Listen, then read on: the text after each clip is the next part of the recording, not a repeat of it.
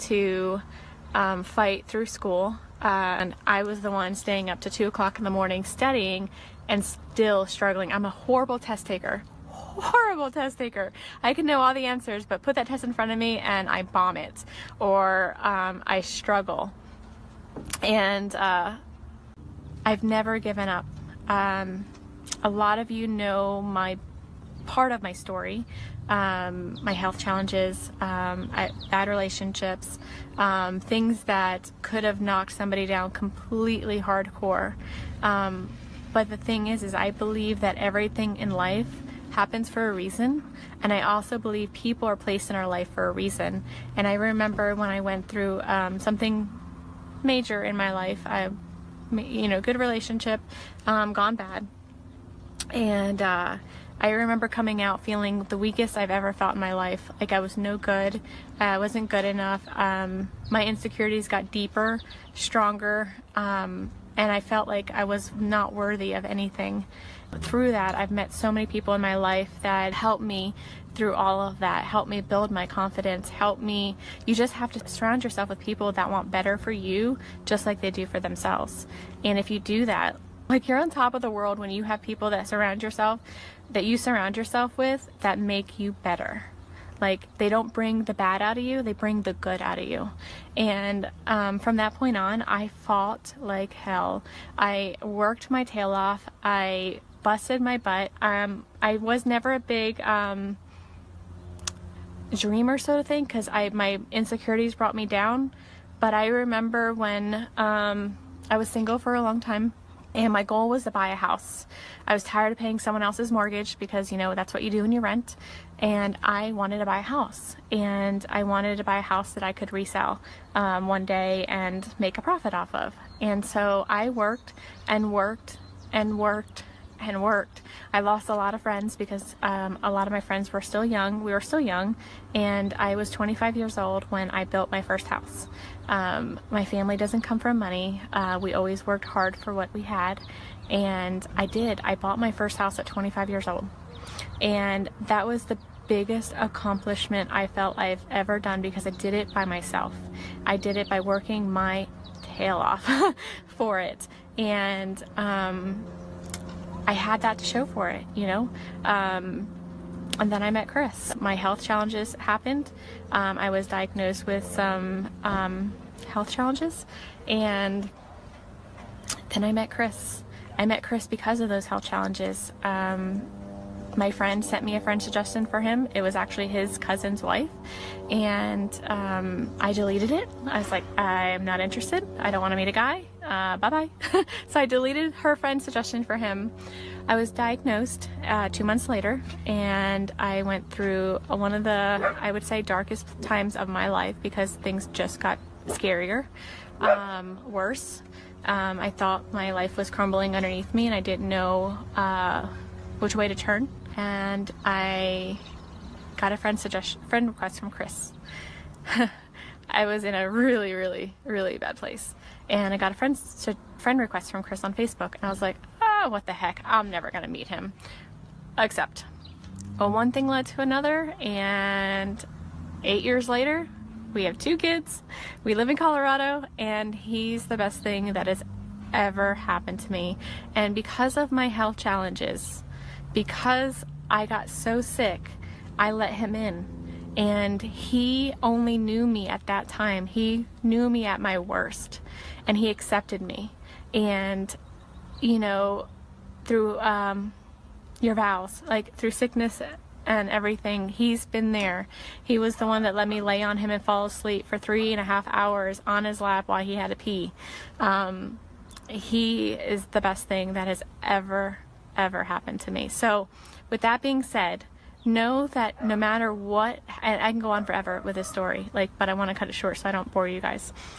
Know that no matter how hard life gets, no matter how low you feel, know that deep down, in your heart, that there's a purpose, there's a reason for everything. We may not understand it at the time, it's hard to understand it at the time. I'm telling you, when I met Chris, I pushed him away. I gave every excuse for him to run. So as we just met baby Grace, Bella wants another sister or brother. What do you want? Do you want another brother or sister? Sister. You want another sister? As this one's flying off the couch, sit down. Lord have mercy. Cece's gonna give mommy a little mini heart attack. What do you think? Right, Cece? Say hi, Cece. Whoa, Cece. Whoa. Thank goodness for this. My secret weapon. Right? Does mommy have a secret weapon, the Black Label?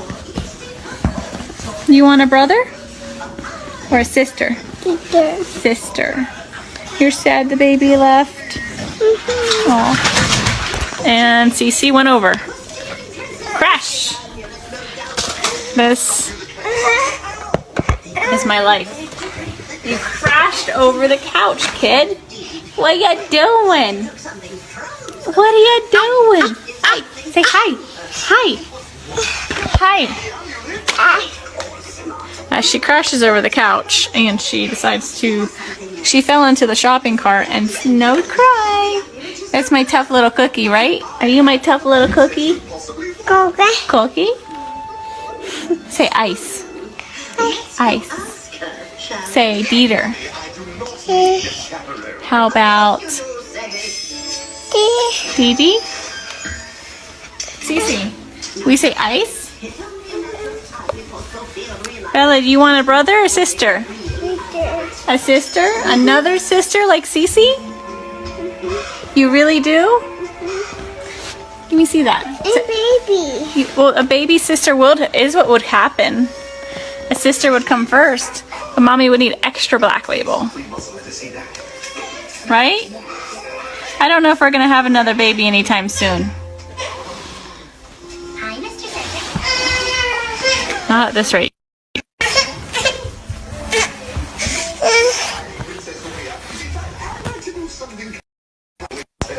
They love babies. Don't mind my hair. I don't have time to do it. But this one wants another baby. Oh!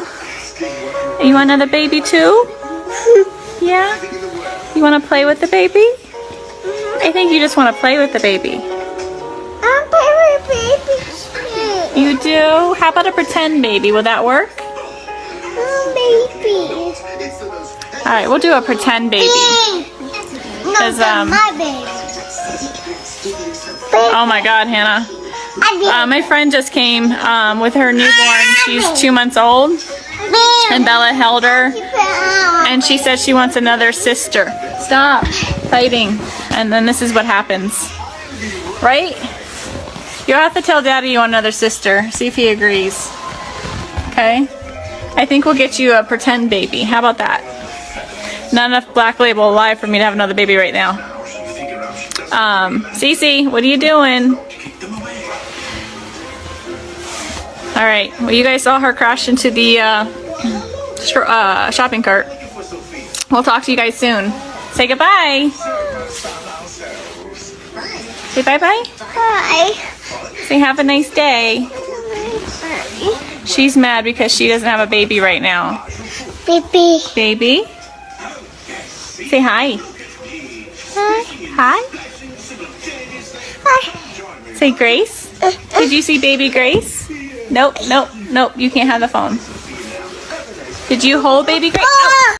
Just after 1:45 a.m. on August 13, 2018, Shanann Watts walked through the front door of her Colorado home after returning from a business trip. A close friend had driven her from the airport, and security footage confirmed her arrival. She was 15 weeks pregnant with the couple's unborn son, Nico, and although she was exhausted from traveling, she expected to continue a difficult conversation with her husband about the future of their marriage. Neither she nor anyone else could have imagined that this would be the last time she would ever enter her home alive. For years, people have asked the same haunting question. What happened after that front door closed? Did Chris Watts and Shanann have one final conversation? If they did, what was said? And did Chris later admit that he told Shanann there was never any real love between them?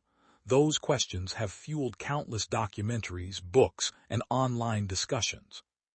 Some claim to know exactly what happened inside the house during those final moments.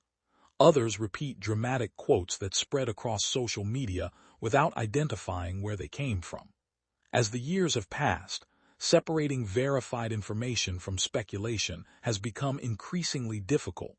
In this documentary, we're returning to the documented evidence.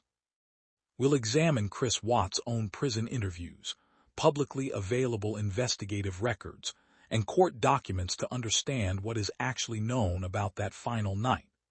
While Chris later described parts of his final interaction with Shanann, it's important to remember that no other witness was present inside the bedroom. That means some details can never be independently verified, and investigators relied on physical evidence, digital records, and Chris Watts' admissions, not unconfirmed stories, to establish what happened. As we move through the evidence, we'll also examine one of the most repeated claims surrounding the case, that Chris Watts later suggested there was never love in his marriage. Did he truly make that statement, and if so, what was the context? Was it an accurate reflection of years of marriage, or was it something he said after committing one of the most shocking family murders in recent history? Those are the questions we'll carefully explore. If you appreciate respectful, evidence-based true crime documentaries that separate verified facts from internet rumors, take a moment to like this video, subscribe to the channel, and share it with others who value careful research. In the next chapter, we'll examine the timeline after Shanann arrived home and compare Chris Watts' later descriptions of that final conversation with the evidence investigators collected during the case. After Shanann Watts arrived home, the house became quiet. It was the early hours of the morning, and their daughters, Bella and Celeste Cease, were asleep upstairs. Outside, the neighborhood appeared peaceful. Inside the Watts home, however, the future of an entire family was about to change forever. According to Chris Watts' later prison interviews, he and Shanann had a private conversation after she returned home. Over time, he described that conversation in different ways. In one account, he claimed they talked about the state of their marriage and the possibility of separating.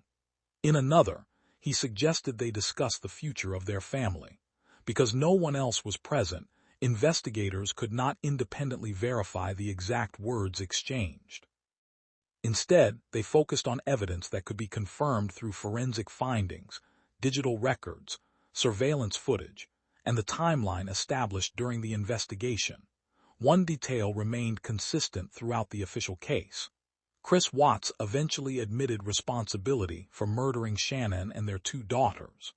While his descriptions of the conversation changed over the years, investigators relied on objective evidence rather than his recollections alone.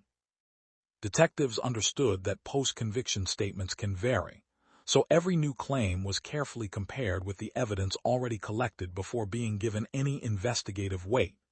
As the investigation unfolded, detectives examined Shannon's text messages, phone records, and communications from the days leading up to her return home. Those records revealed that she had been concerned about the state of the marriage and had confided in close friends about the difficulties she and Chris were experiencing. These documented communications helped investigators understand the context surrounding the final hours of her life, even though the precise details of the last private conversation remain unknown. This distinction is important because many stories circulating online present dramatic dialogue as established fact. In reality, unless a statement can be verified through evidence or documented sources, it remains impossible to confirm exactly what was said during those final moments. Responsible true crime reporting requires acknowledging that uncertainty rather than filling the gaps with speculation. If you're finding this evidence-based breakdown informative, please like this video, subscribe to the channel, and share it with others who appreciate carefully researched true crime documentaries. In the next chapter, we'll examine one of the most repeated claims in the case, that Chris Watts later suggested there was never love in his marriage, and compare that claim with what is actually documented in the investigative record and his prison interviews. One of the most repeated claims surrounding the Watts case is that Chris Watts eventually concluded there was never love in his marriage to Shanann. You want a pony? You want a pony too? Like a real pony? Or a toy pony? Uh-oh. A real cat? You want a cat too? You So, okay. Well, have you girls been on the good list to get a real pony and a real cat? What do you think, Mom? Yeah, they've been pretty good. Pretty good, right? Look at Papa. Cheese. Say Summer Santa! Say thank you, Santa. You're welcome, lady. Would you like a piece of candy? You gonna sing happy birthday to Celeste? Oh yeah. Let me sing happy birthday to you, okay? This is Cece, right? Yes. Okay, Cece, can you tell me how old you're going to be next week? Should be 3? Show me 3. How many 3? This 3? And that? She's looking. Are you ready? Close. Happy birthday to you. Happy birthday to you. Happy birthday, dear Cece. Happy birthday to you. All right, thank you. Happy birthday, girls. Let me get you a piece of... Over the years, that phrase has appeared in social media posts, documentaries, and online discussions, often presented without context. But when examining the case carefully, it's important to separate widely shared interpretations from what is actually documented in prison interviews and investigative records. In his post-conviction interviews, Chris Watts reflected on his marriage and admitted that his feelings had changed during the months leading up to the murders. He spoke about becoming emotionally distant and described how his relationship with Nicole Kessinger affected the way he viewed his future. These interviews provide insight into how he explained his own thinking after the crimes. However, investigators recognize that a convicted offender's later reflections are not necessarily an objective account of years of marriage. They are personal statements made after the fact and must be viewed in that context. When detectives examined the broader record, they found evidence showing that the Watts family had shared years of experiences together. Public photographs, home videos, text messages, and social media posts documented birthdays, vacations, family celebrations, and everyday life. At the same time, private messages exchanged in the weeks before the murders showed that Shanann believed their marriage was in serious trouble and was trying to understand why Chris had become so distant. Those records painted a far more complex picture than a single phrase ever could. For investigators, the focus was never on deciding whether the marriage had once been happy or unhappy. Their responsibility was to establish what happened on August 13, 2018, using evidence that could be independently verified. Chris Watts' changing descriptions of his emotions did not alter the forensic findings, the digital timeline, or the overwhelming evidence that supported his guilty plea. His later opinions about the relationship remained separate from the facts that established his responsibility for the murders. If you're enjoying this evidence-based breakdown, please take a moment to like this video, subscribe to the channel, and share it with others who appreciate true crime documentaries that separate documented facts from speculation. In the next chapter, we'll examine why investigators treat post-conviction statements with caution and explain how they determine which claims have genuine investigative value and which remain unverified personal accounts. As investigators continued reviewing the Watts case after Chris Watts' conviction, they approached his later interviews with the same method they had used from the beginning. Every statement had to be measured against independently verified evidence. Detectives understood that people convicted of serious crimes sometimes provide additional details years later, but those details cannot simply be accepted at face value. Instead, they must be compared with forensic findings, witness statements, digital records, surveillance footage, and the established timeline of the investigation. This approach became especially important because Chris Watts gave multiple accounts of certain events over time. His descriptions of his emotions, his marriage, and his final interactions with Shanann varied in different interviews. While these conversations offered insight into how he explained his actions after the fact, investigators recognized that personal recollections are not the same as objective evidence. Their priority remained the physical evidence collected during the original investigation, which had already formed the basis of his guilty plea. Throughout the investigation, detectives relied heavily on facts that could be verified. Phone records established timelines. Surveillance footage documented vehicle movements. Witness interviews helped confirm key events. Forensic examinations revealed what could be supported scientifically. Together, these sources created a consistent picture of what occurred on August 13, 2018. Any later statement made by Chris Watts had to fit within that evidence before investigators would consider it significant. This is one of the reasons the Watts case continues to be studied. It demonstrates how investigators separate personal narratives from documented facts. Even when a convicted offender offers new explanations or reflections, law enforcement focuses on evidence that can be independently confirmed rather than on statements that cannot be corroborated. That careful process helps protect the integrity of criminal investigations and ensures that legal conclusions remain based on reliable evidence. If you found this evidence-based analysis helpful, please take a moment to like this video, subscribe to the channel, and share it with others who appreciate carefully researched true crime documentaries. Your support helps us continue producing responsible content that values accuracy over sensationalism.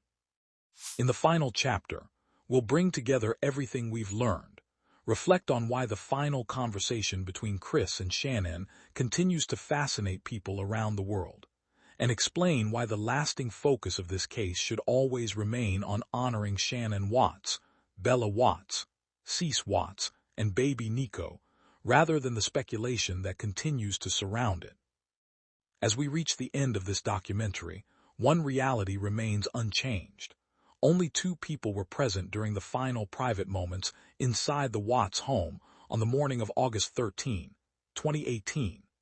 Shanann Watts never had the opportunity to tell her side of that conversation. Chris Watts became the only surviving witness, and his descriptions of those final moments came after he had already admitted responsibility for the murders. Because of that, investigators never relied solely on his recollections.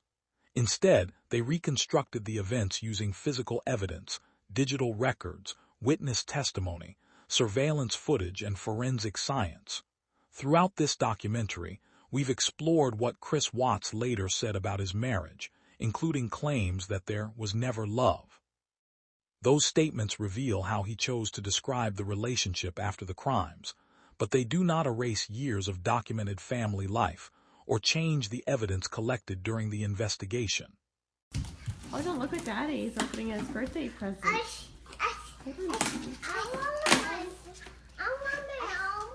He's getting a month to thrive. Heck yeah.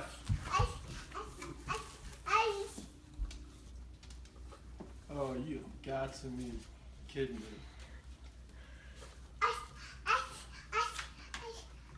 I gotta censor this, Bella. You serious?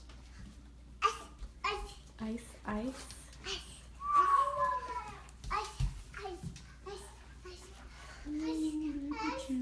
The kids are thrilled with your birthday present. Oh, yeah, definitely wearing this. Are you serious? Serious. Hell yeah! Oh my goodness! Cece got her ice. June 7th. Oh my goodness, I gotta take that day off and the day after off. Hell yeah! Photographs, videos, messages, and the accounts of family and friends show a far more complex story than a single retrospective statement can capture. His later reflections remain his own perspective, not an objective record of the marriage. The Watts investigation serves as a reminder of why evidence matters. Detectives did not solve the case through assumptions or dramatic interviews. They followed verified facts, carefully compared every statement against objective evidence, and built a timeline supported by multiple independent sources. That methodical approach ultimately led to Chris Watts' guilty plea and remains the strongest account of what investigators established. As the years pass, the case will likely continue to generate documentaries, discussions, and new theories. Yet the most meaningful lesson is not found in speculation about conversations that can never be fully verified. It is found in remembering the lives that were lost and recognizing the importance of truth, accountability, and careful investigation. Every responsible discussion of this case should begin and end with Shanann Watts, Bella Watts, Celeste Cease Watts, and baby Nico, whose lives were tragically taken far too soon. Thank you for watching this evidence-based documentary. If you found this analysis thoughtful and informative, please like this video, subscribe to the channel, and share it with others who value carefully researched true crime content. Your support allows us to continue producing documentaries that separate verified facts from speculation, while honoring the victims with the dignity, compassion, and respect they deserve.